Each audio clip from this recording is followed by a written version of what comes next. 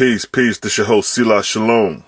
And the topic of discussion today is called Pyramids, Spirit Chambers. Now, most people believe that the pyramids were built for the tombs of the pharaohs. That's popular belief. While others believe that the pyramids was some sort of generator to generate electricity or voltage. There are many theories surrounding the pyramids, but in the OAHSPE it gives it to you cut and dry the purpose of the pyramids, which was a place for communication with the spirits, or the angels, or the ancestors, or the netters. Whatever name you want to classify them, is spirit communication we're dealing with. That was the purpose of the pyramids, spirit communication, communicating with the angels of the lower heavens. OAHSPE gives you a description of this spirit communication going on within the pyramids. And this is one of the greatest mysteries till this day. What is the purpose of the pyramids? Now we have it. And also what's taking place other than spirit communion is what we would call today astral projection into the lower heavens, guided by the angel in charge. Now, the time period that these things were revealed to mortals concerning the building of pyramids took place during the 23rd arc cycle, from 4th millennium BC to 15th century BC. Within that time period is the Pyramid Age. Now, in the Book of Wars Against Jehovah, chapter 7, verse 9, it states, it gives you a description of some of the things that was taught in ancient Kemet at this particular time, between 4th, 3rd century millennium BC.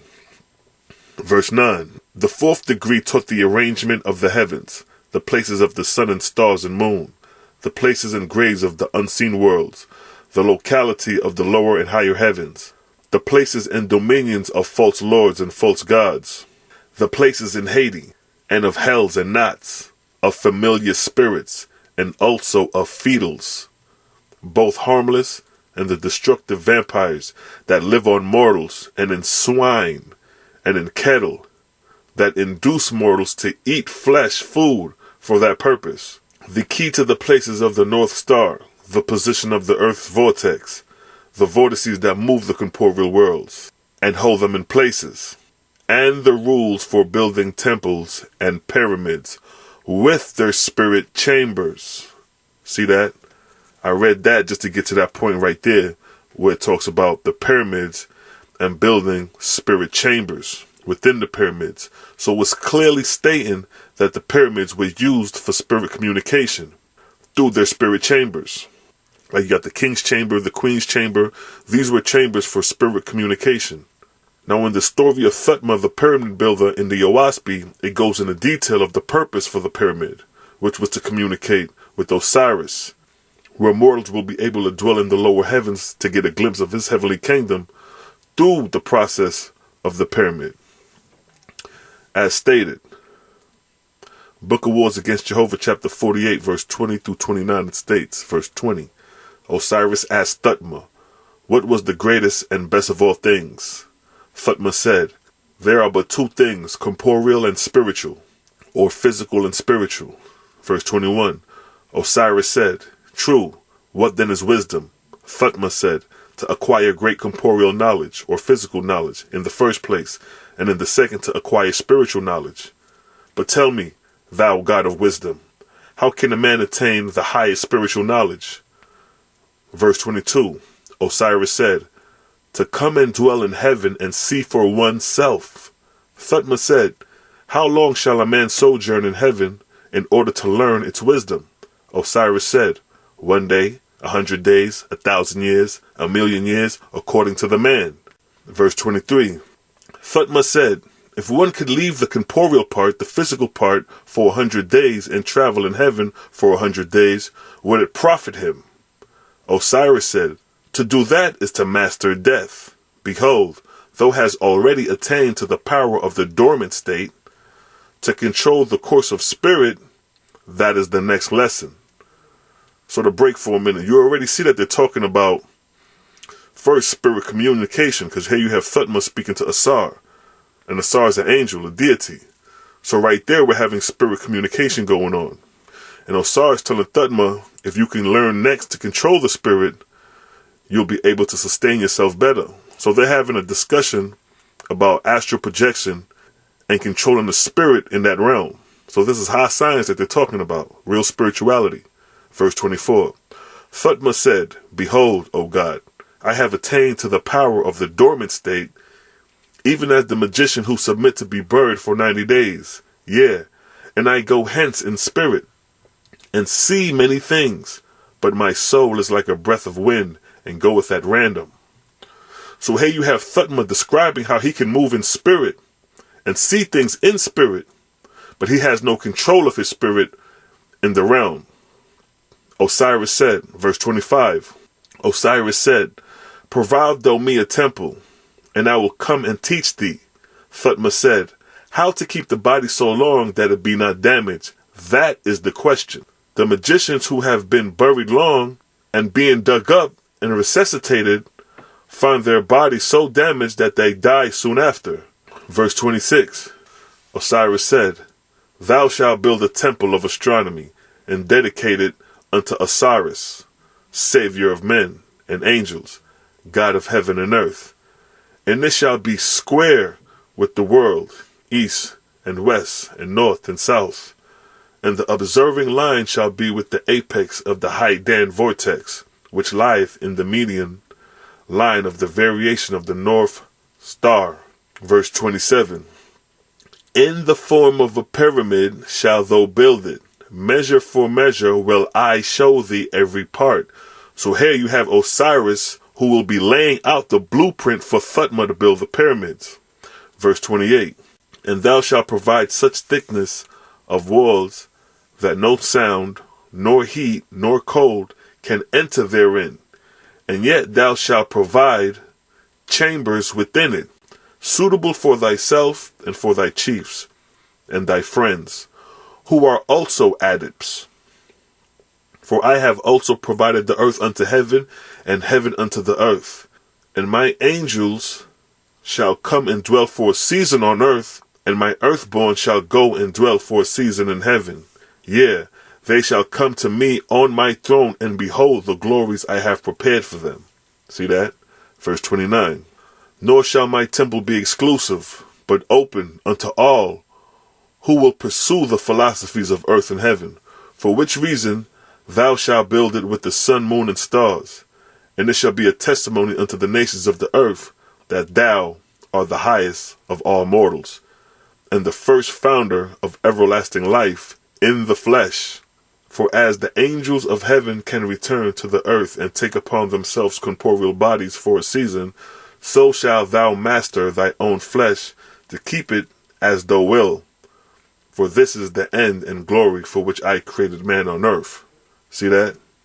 So here you have Thutmose having a discussion with Osiris concerning dwelling in the spirit world without having injury done to the body. So already they're talking about what we would call today a form of astral projection, or projecting your spirit outside of your physical body and being consciously aware in spirit.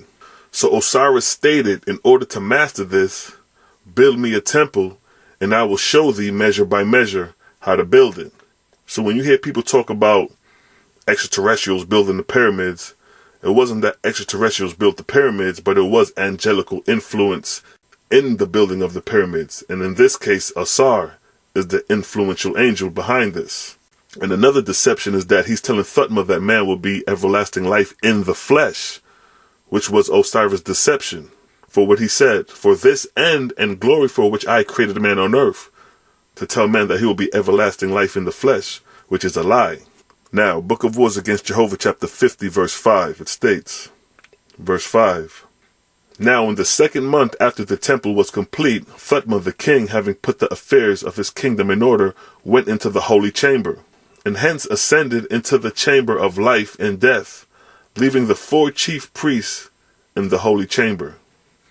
And Thutmose cast himself in death, dormancy, by swallowing his tongue, whereupon the priest closed the entrance and sealed the king within. See that?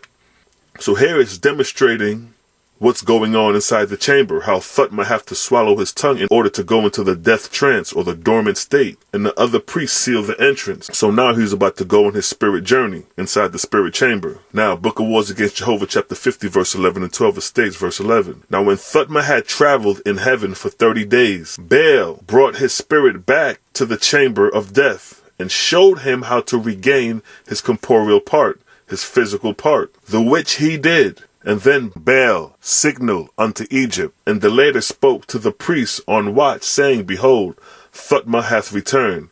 Go thou and fetch thy brother, and deliver him into the holy chamber. Verse 12. And when they came, they unloosened the ceiling, stone, and delivered the king into the holy chamber. And he was awakened from his trance, and remembered all he had seen in heaven, which he related to the high priests who were with him. And both Baal and Egypt came in Sargos, meaning that they appeared physically, and talked in the holy chamber with Thutmose and the priests. For 1 day the king remained in the holy chamber, for that his spirit be reconciled to the flesh. And on the next day he and the priests came forth out of the temple, and sealed the door thereof, and placed the king's guard in charge, that no man or woman might molest the place. Now Thutmose had been in the death trance 40 days. See that? So here we're showing you how Thutmose traveled in spirit in the lower heavens for 40 days without injury coming to his body due to the way of the construction of the pyramid. And after Thutmose had the experience, the other priests had the experience as well. So this was Osiris' means of deceiving mortals in order to make them subservient slaves in his heavenly kingdom, as he did with the spirit of Thutmose. So we used Thutmose to build the pyramids, used the pyramids for a place of spirit communication and astral projection to show the adepts or the priests the heavenly kingdoms of Osiris, strengthening their faith in Osiris, so when they cross over, or when they croak, or when they die, they will be easily subservient slaves to Osiris. As stated in the Book of Wars Against Jehovah, chapter 51, verse 7 and 8, where it states, verse 7, As to the spirit of Thutmose, at the time of death, it was taken to Ago-Adim, which is Osiris' heavenly kingdom, and put amongst the servants of Osiris' heavenly kingdom, and thus enslaved. So Exion became king of Egypt. Verse 8. Now as regardeth the false gods, Osiris and his confederates, they never tried to reincarnate the spirit of Thutmose, but because of the virtue and the wisdom of Thutmose, they use him for benefit of Osiris' heavenly kingdom, and to establish Osiris everlastingly on earth as the all-highest God. See the deception of the false god Osiris to use Thutmose as a subservient slave while alive on earth and in spirit when he crossed over. So this is the end result of these false gods' agenda, to use you as a pawn, make you a subservient slave while alive on earth, and make you a servant after you die in their heavenly kingdom. And with that, I'd like to say peace and blessings. Shalom.